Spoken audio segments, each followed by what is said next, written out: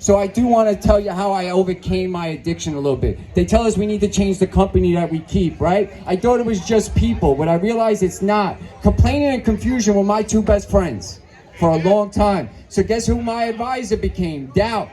Guess what after happened to doubt? I had to build an ego. Guess what helped me build the ego? The drugs, because I thought I wasn't good enough for this world. So the drugs allowed me to think that I was better at things than I actually was. And then the pride came in, and pride would not allow me to ask people for help. You know, like what I realized is by suppressing certain feelings in life, we don't allow ourselves to get the good things, right? So by suppressing pain with the drugs, I was never able to get wiser from my pain, so I kept repeating my mistakes. Therefore, I kept living in the past. The past kept repeating itself. Because I always live 1 foot in the present and 1 foot in the past, right? I mean, the future and the past, and that's what fear is.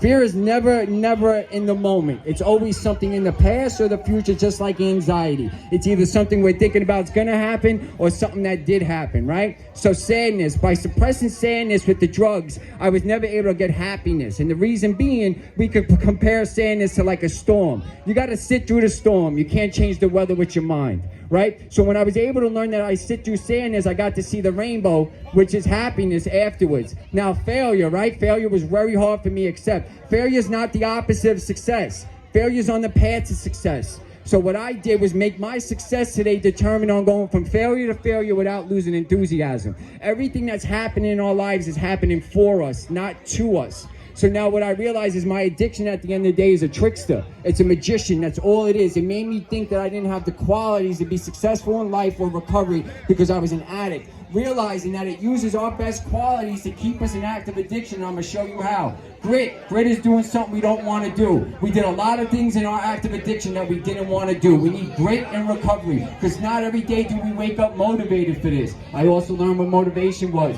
Motivation first starts off with self-discipline. The self-discipline leads to good habits. Good habits leads to progress. Progress leads to happiness. Happiness leads to motivation. That's why I never woke up motivated to get my life together because I was never doing the steps that would bring into my life.